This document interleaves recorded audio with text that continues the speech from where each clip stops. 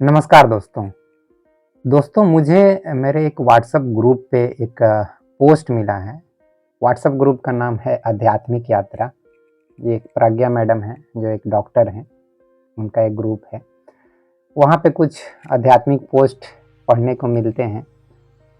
तो वहीं पर एक दोस्त ने एक कमेंट शेयर किया है, एक पोस्ट शेयर किया है। कुछ कमेंट्स भी साथ में किए हैं। तो मैं उनसे पूछा भी कि भाई ये किसका कमेंट है, मतलब आपने लिखा है पोस्ट या किसी और का है? तो उन्होंने बताया कि ये मैं चूँकि पोस्ट के नीचे में उन्होंने नाम कुछ नहीं लिखा था, ओशो का भी नाम नहीं लिखा था, तो उन्होंने बताया ये उनका नहीं बल्कि ये ओशो का पोस्ट है। तो इस पोस्ट में रजनीश ओशो, समझ लीजिए आज से कुछ 40 साल 45 साल पहले ये बात होगी, जब वे खुद कुंभ मेला में गए होंगे। तो कुंभ मेला के बारे में आचार्य रजनीश अपना एक्सपीरियंस शेयर कर रहे हैं कि मैं एक ही बार कुंभ मेला गया हूँ। सिर्फ देखने गया था कि किस किस तरह की मूर्खताएं वहाँ चलती हैं। उनमें सबसे बड़ी मूर्खता नागा साधु लोग हैं, और जो मैंने उनके चेहरे पर देखा उसमें साधुता तो बिल्कुल है ही नहीं, साधुता का नाम मात्र नहीं है। जो हाव भाव गुंडों के चेहरे पर होते हैं, गुंडा उन्होंने बोला है साधु महात्मा को। मैं इतने कड़े शब्द नहीं बोल पाता हूँ, पता नहीं आचार्य रजनीश आज से 40 साल पहले कैसे इतने बुरे शब्दों का प्रयोग कर देते थे। तो लिखते हैं आगे, बोलते हैं आगे, लिखते क्या है वो लिखते थे नहीं बोलते थे कि जो हाव भाव गुंडों के चेहरे पर होते हैं वही हाव भाव इन नागा साधुओं के चेहरे पर होते हैं। जरा भी भेद नहीं है, वही दुष्टता, वही दंभ, वही उपद्रव की वृत्ति। हर कुंभ के मेले में जो उपद्रव होते हैं, झगड़े होते हैं, खून खराबे होते हैं, वे नागा साधुओं की वजह से हो जाते हैं। मगर दमन ऐसी चीज है कि इसके ये परिणाम होने वाले ही हैं। इस पोस्ट को पढ़ रहा था तो मुझे बड़ा अजीब लगा कि मतलब रजनीश आज से 40 साल पहले भी कैसे मतलब कुंभ मेला का वर्णन किए हैं, जिसके लिए वो जाने जाते हैं कि जो वो देखते हैं वही बोलते हैं। ठीक है, मैं उनके ऊपर भी कमेंट करता हूँ कि वे भी एक धंधा गुरु थे, कुछ हद तक तो धंधा किए ही है, इसलिए मैं बोल लेता हूँ धंधा गुरु। जो क्योंकि आप देखो, जो रजनीश के भक्त नहीं है वो निश्चित रूप से मेरी बातों से एग्री कर जाएंगे कि हाँ यार वो भी एक धंधा गुरु थे। आचार्य प्रशांत के जैसा वो भी तो वही किए ना, क्या किए? वो भी भाषण देते थे, भी भाषण दे रहे, सिर्फ भाषण दिए, कर्म के नाम पे क्या किए? कुछ भी नहीं किए। मतलब जमीनी स्तर पर जो काम करना चाहिए, जैसे कि आज रजनीश भी होते तो उनको भी मैं बोलता भाई आप इतनी बड़ी बड़ी बातें करते हो, हमारे देश में ऐसे बदलाव हो सकता है, वैसे बदलाव हो सकता है, वो सब चीज को आप नेता बन के कर क्यों नहीं रहे हो? इलेक्शन क्यों नहीं लड़ रहे? आप एमएलए एमपी क्यों नहीं बन रहे हो? ये चीज मैं आचार्य प्रशांत को भी बोलता हूँ, और ये चीज ओशो को भी मैं बोलता। और अगर कोई मुझसे सवाल करेगा तो मैं तो बोलूंगा कि मैं तो भाई काम कर ही रहा हूँ। नेता ही थोड़ी जो काम करते हैं। आपको मालूम है कि नेता सिर्फ पॉलिसी बनाते हैं, नेता काम नहीं करते हैं। चाहे वो डिफेंस हो, रेलवे हो, चाहे एजुकेशन सिस्टम हो, चाहे पुलिस सिस्टम हो, चाहे हेल्थ सिस्टम है, कोई भी सिस्टम हो, चाहे खेत में जाके काम करना है, वहाँ पे कोई आम आदमी मेरे जैसा काम करता है, न कि नेता लोग जाते हैं वहाँ काम करने। एनीवे, आगे आचार्य रजनीश कहते हैं, उनसे कोई सिंहस्थ मेले के बारे में बात करता है कि सिंहस्थ मेले में उस स्थान पर काफी भीड़ होती थी। फिर बोलते हैं होगी, भारत है यह, दुनिया में कोई और देश होता तो इन नागा साधुओं को पकड़कर पागल खाने में रख दिया जाता, इनका इलाज किया जाता, इनको बिजली के शौक दिए जाते। ये होश में नहीं है, ये क्या कर रहे हैं, ये विक्षिप्त हैं, मगर यहाँ ये महात्मा हैं, यहाँ पागल परमहंस समझे जाते हैं। ये आचार्य रजनीश के शब्द हैं इतने सालों पहले। यहाँ विक्षिप्त मुक्त समझे जाते हैं, जो पागल इंसान है वे मुक्त समझे जाते हैं।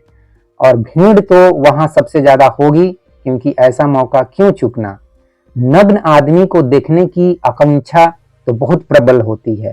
क्लियर एकदम साइकोलॉजी बताए हैं इंडिया के लोगों की। इंडिया के लोग क्यों जाते हैं? ठीक है, उनके अंदर एक मुक्ति की कामना है कि हम स्नान करेंगे कुंभ मेला में, गंगा नदी में स्नान करेंगे तो मेरे पाप धुलेंगे, मुझे मोक्ष की प्राप्ति होगी, मेरे बुरे कर्म जितने भी हैं वो सब खत्म हो जाएंगे, इस तरह का कामना है। चाहे और कुछ पैसा, पावर, प्रॉपर्टी, ये जो वो सब भी चीज़ की कामना है, रिश्ते नाते में जो कुछ भी गड़बड़ियाँ हैं वो ठीक हो जाए, लेकिन मुक्ति की कामना सबसे ज़्यादा होती है। एनीवे, मैं आचार्य रजनीश का ही जो पोस्ट है उसी पे ज़्यादा फोकस करूँगा। तो क्लियर इंडिया के लोगों की साइकोलॉजी बता रहे हैं कि इंडिया के लोगों की साइकोलॉजी है नग्न आदमी को देखना, ठीक है। तो नग्न आदमी को देखने की आकांक्षा तो बहुत प्रबल होती है, और फिर इस तरह के बेहुदे प्रदर्शन, बेहुदा शब्द यूज किए हैं।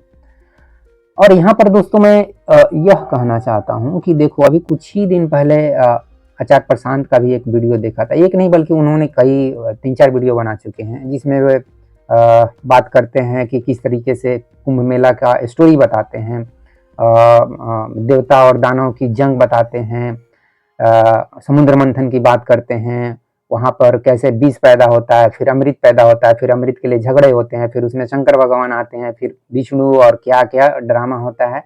और आत्ममंथन के साथ में वे समुद्र मंथन की जगह पे वो बोलते हैं कि ये आत्म मंथन की बात हो रही है, मतलब उसको किसी तरीके से कनेक्ट करते हैं। लेकिन एनीवे, आत्म मंथन मैं कहूँगा कि ठीक है, उसका एक उद्देश्य होगा आत्म मंथन, जो आचार्य प्रशांत बताना चाह रहे हैं, लेकिन उसका बात सिर्फ 1% या 0.01% लोग ध्यान देते होंगे। 99% को कोई भी आत्म मंथन नहीं चाहिए।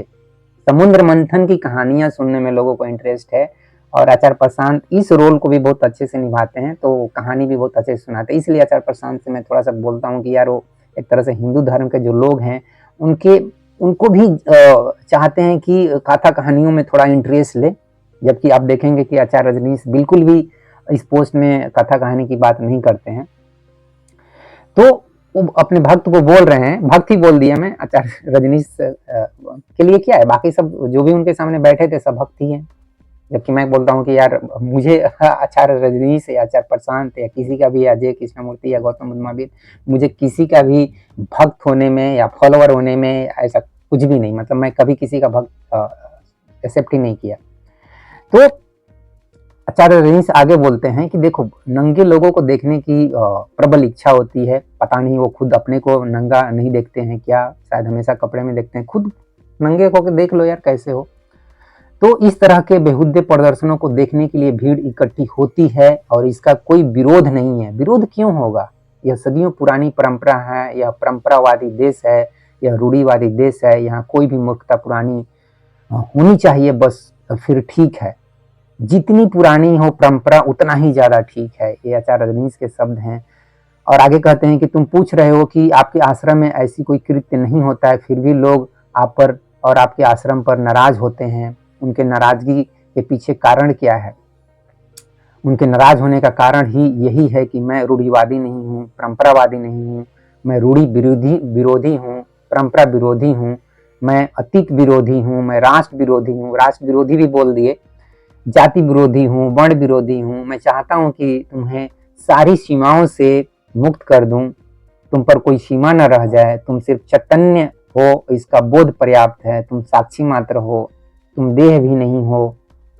तो भारतीय कैसे हो सकते हो, हिंदू कैसे हो सकते हो, मुसलमान कैसे हो सकते हो? ये सब तो मन के खेल हैं, मन के जाल हैं। निश्चित रूप से बहुत हद तक ये बात सही है कि ये मन के जाल है, हमारे मन में ये सब बैठाया गया है, या हमने इसको एक्सेप्ट कर लिया है। ठीक है, कुछ लोग आसानी से एक्सेप्ट कर लेते हैं, तब ना इतने सारे लोग अपने को हिंदू समझ लेते हैं, इतने सारे लोग मुसलमान समझ लेते हैं।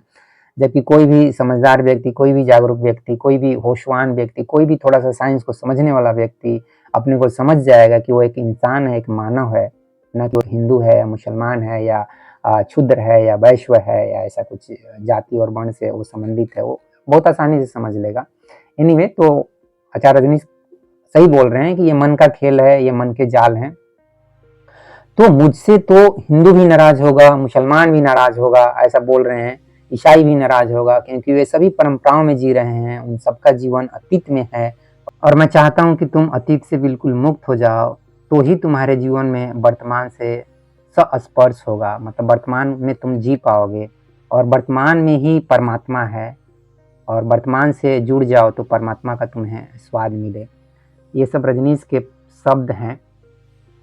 फिर आगे कहते हैं कि मैं साधु नहीं हूँ, मैं किसी परंपरा का न ऋषि हूँ, न मुनि हूँ, न महात्मा हूँ, मैं बगावती हूँ, अपने को रिबेलियन तो बोलते ही थे, क्रांतिकारी। मेरा कौन साथ दे, मेरा विरोध बिल्कुल स्वाभाविक है, मैं उसे अंगीकार करता हूँ, मैं स्वागत भी करता हूँ। चलो तुम चहल पहल, चलो कुछ चहल पहल तो है, चलो कुछ आंधी तो उठी, चलो सदियों से जड़ बुद्धि में कुछ हलचल तो मची, कुछ तरंग तो उठी, कुछ जीवन का तो बोध हुआ। तुम पूछते हो कि लोग आप पर और आपके आश्रम पर नाराज क्यों हैं? इसलिए नाराज हैं, धर्म का मैं इन सारी बातों से कोई संबंध नहीं देखता। धर्म का संबंध तो सिर्फ एक ही चीज से है, और वह है ध्यान। ध्यान की बात बहुत करते हैं। ध्यान मतलब नो माइंड स्टेट, साक्षी भाव की अवस्था, समाधि की अवस्था। तो यहाँ भी वही चीज बोल रहे हैं कि धर्म का संबंध तो सिर्फ एक चीज से है, वो और वह है ध्यान से। और धर्म की एक ही खोज है, एक ही अन्वेषण है, एक ही प्राप्ति है, और वह है समाधि। ध्यान समाधि तक कैसे पहुंचे, इसका विज्ञान धर्म है।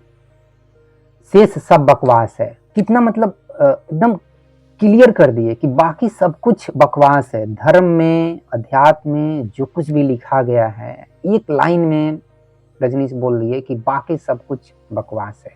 निश्चित रूप से आप अगर ध्यान की अवस्था में चले जाते हैं और उस अवस्था में काफ़ी देर तक रहते हैं, तो आपके लिए धर्म अध्यात्म की जितनी भी बातें हैं वो सब बकवास साबित हो जाएंगी।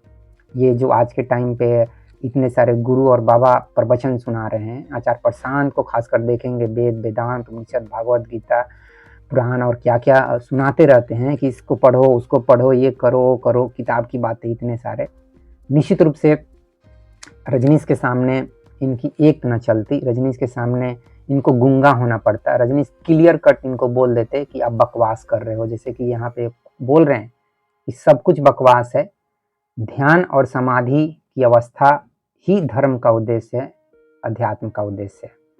से सबसे छुटकारा हो जाना चाहिए। ये रजनीश के शब्द हैं, मेरे शब्द नहीं हैं। इन सब शब्दों को मैं आज से कुछ 20-25 साल पहले पढ़ने में काफ़ी इंटरेस्ट लेता था, क्योंकि मैं हमेशा बोलता हूँ इस बात को कि मैं 17 साल की एज में ही रजनीश को पढ़ना शुरू किया था, और 3-4 साल काफ़ी मैंने पढ़ा। उसके बाद तो मैं खुद भी लिखने लगा था अपने जीवन के अनुभवों को, क्योंकि मुझे धर्म और अध्यात्म में कुछ खास रुचि नहीं है। मुझे बस रुचि है तो जो समस्याएं हैं हमारे समाज के, देश के, उन समस्याओं को ख़त्म करने में उद्देश्य है। भोजन से लेकर भगवान तक जो कुछ भी समस्याएं हैं, गरीबी, बेरोजगारी, शिक्षा, अन्याय, चाहे वो प्रदूषण, पॉल्यूशन, जो भी समस्या, घरेलू झगड़े, घरेलू हिंसे, धर्म और जाति के नाम पे जो झगड़े, मतलब छोटा से छोटा, बड़ा से बड़ा जो भी प्रॉब्लम्स है, उसको मुझे समाधान करने के लिए मैं सोचता हूँ, और उसी उद्देश्य से मैंने लिखा भी, और इसी उद्देश्य से सच पूछे तो इस पोस्ट को भी मैं पढ़ रहा हूँ, और उस पर बीच बीच में अपने कुछ विचार रख रहा हूँ। तो आगे लिखते हैं कि मगर उस शेष सबके जंगल में ही असली चीज़ खो गई है। मगर उस शेष सबके जंगल में ही असली चीज़ खो गई है। मैं तो उतने भर को बचा लेना चाहता हूँ जितना मूल्यवान है। कितने अच्छे शब्द हैं इनके, वस्तुतः मूल्यवान है, और बाकी कूड़ा करकट को बिल्कुल आग लगा देना चाहता हूँ। वाह, क्या शब्द दिए हैं इन्होंने। शब्दों के तो धनी थे, और इसलिए लोग मुझसे नाराज हैं। उनका नाराज होना स्वाभाविक है, इसलिए लोग मेरा विरोध करेंगे, मुझ पर नाराज होंगे। उनका कोई कसूर भी नहीं है। जब सदियों पुरानी धारणाओं पर चोट की जाती है तो बेचैनी होती है, तिलमिलाहट होती है, यह स्वाभाविक है, मगर यह करना ही होगा, अन्यथा मनुष्य के लिए फिर कोई आशा नहीं है। सचमुच ओशो मानव जाति के लिए एक आशा हुए हैं, एक आशा साबित हुए हैं। Light of Asia Gautam Buddha को कहा जाता है, और मैं रजनीश को होप ऑफ एशिया कहना चाहूँगा। एक होप है, हमारे देश के लोगों में जागरूकता फैलाने का एक होप है, एक आशा है। तो आगे बोलते हैं, तथा कथित धर्मों ने मनुष्य को मार डाला है। मैं दमन विरोधी हूँ, रूपांतरण का पक्षपाती हूँ। तुम जिसको दबाओगे उसे दबाते ही रहना पड़ेगा बार बार, और कितना ही दबाओ वह उभरे का वापस आएगा। जो भी तुम्हें दिया है जीवन ने, उसमें कुछ भी पाप नहीं है और कुछ भी गलत नहीं है। जो भी तुम्हें दिया है जीवन ने वह परम धन है, लेकिन ऐसा है जैसे अनगढ़ हीरे। जैसे हीरे को हमको तराशना पड़ता है, उसी तरीके से हमारा जीवन भी एक अनगढ़ हीरा है, उसको तराशना है, उसको स्ट्रगल करके रिफाइन करना है, उसको एक्सप्लोर करना है। जैसे कि उसी जर्नी पे मैं भी एक बंदा हूँ जो अपने लाइफ को एक्सप्लोर कर रहा हूँ, और हर एक दोस्त से चाहता हूँ कि वो भी अपने लाइफ को एक्सप्लोर करे, उसके अंदर क्या वो अनगढ़ हीरा है, रो फॉर्म में जो डायमंड है उसको कैसे तराशेगा। ये हर एक व्यक्ति की खुद की जिम्मेदारी है कि उसको तराशे, अपने को एक्सप्लोर करे। तो बोल रहे हैं उन पर चमक रखनी होगी, उनको पहलू देना होगा, उनको साफ करना होगा, तब वे कहीं कोहिनूर बनेंगे। आगे लिखते हैं, आगे बोलते हैं, यह तो तुम्हें पता ही होगा कि कोहिनूर जब मिला, जिस व्यक्ति को मिला उसके बच्चे उससे खेलते रहे 3 साल तक, यही समझकर कि कोई चमकदार पत्थर है। वह तो संजोग की बात है कि एक सन्यासी मेहमान मिला जो कि संन्यास लेने से पहले जौहरी रह चुका था। तो उसने बच्चों को उस पत्थर से खेलते देखा। उसने बच्चों के पिता को कहा कि तुम पागल तो नहीं हो, मैं जौहरी था, इससे बड़ा मैंने हीरा अपने जीवन में न देखा है न छूना है, यह क्या कर रहे हो। तो उस किसान ने कहा कि यह तो 3 साल से मेरे घर में यूं ही पड़ा हुआ है। मैं खेत पर था, वहां मुझे मिला। मेरे खेत में से एक छोटा सा झरना निकलता है, उसकी रेत में मुझे पड़ा हुआ मिल गया। मैंने सोचा बच्चे खेलेंगे, तो यह यहाँ पर पड़ा रहता है, यहीं आंगन में बच्चे खेलते रहते हैं, कोई भी उठा ले जाता है 3 साल में, मुझे क्या पता कि हीरा है। तो इस तरीके से रजनीश हमें एक मैसेज देना चाह रहे हैं कि हमारे अंदर भी उसी तरह का कोहिनूर का हीरा छुपा हुआ है और उसको हमको तराशने की ज़रूरत है। तो रजनीश ने बहुत खूबसूरती से, बहुत ही क्रांतिकारी तरीके से कुंभ मेला का वर्णन किया है, जो कि आज भी मैं समझता हूँ कि उसी तरीके से कुंभ मेला में सब कुछ वही चल रहा है। देखो दोस्तों, मुझे हिंदू धर्म के विरोध में कोई इंटरेस्ट नहीं है। अरे यार, हिंदू धर्म से मुझे कैसे विरोध हो सकता है। हिंदू धर्म, मेरे माँ पिताजी हिंदू, मैं जन्मजात हिंदू। मुझे चाहिए अपने देश से समस्याओं का खात्मा। ठीक है, जो भी समस्याएं हैं जिनके बारे में बार बार अपने चैनल पे बात करता हूँ, उन समस्याओं का खात्मा कौन व्यक्ति नहीं चाहेगा, हमारे देश का या दुनिया का। ठीक है, मैं तो किसी को दुश्मन भी नहीं समझता हूँ, मेरे लिए पाकिस्तान और चाइना भी दुश्मन नहीं है। ठीक है, तो गरीबी, बेरोजगारी, पॉल्यूशन, पॉपुलेशन, बाकी जो 10 तरह के जो झगड़े हैं, हिंसा है, ये किसको पसंद है। कौन ऐसा दुनिया में आदमी होगा जिसको ये सब पसंद है। अब 1% लोगों की बात आप मत कीजिए, ठीक है, 99% लोगों की बात कीजिए कि किसको गरीबी पसंद है, बेरोजगारी पसंद है, हिंसा पसंद है, अशिक्षा पसंद है, अन्याय पसंद है। किसी को भी पसंद नहीं है। सबको सुख और शांति चाहिए। तो मेरा भी उद्देश्य है सुख और शांति कैसे हमारे समाज में, हमारे देश में और पूरी दुनिया में आए। तो इस वीडियो में बस इतना ही दोस्तों। जय हिंद, जय भारत और जय विश्व, जय भगवान। Thank you very much friends.